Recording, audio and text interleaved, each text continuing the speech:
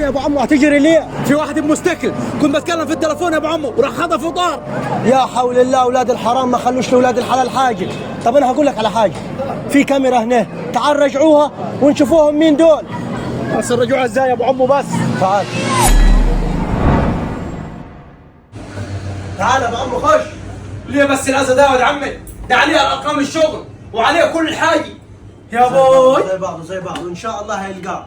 يا استاذ محمود معلش عايزينك تراجع الكاميرات عشان الراجل ده اتسرق منه تليفون، واحد ابن حرام معدي نتش منه التليفون، فمعلش شوف. معلش يا عم محمود هنتعبك معاني. يا ساتر يا رب. يلا يا عم قول الحمد لله. بس انت كنت خدت بالك يا ابو عم، والله كل يوم بيحصل الموقف ده، حتى انا شخصيا حصل معايا والله العظيم. بس عموما قول الحمد لله من حظك، الباشمهندس الشريف قاعد معانا هو النهارده، هو اللي بيركب كاميرات للشارع كله، هو اللي مركب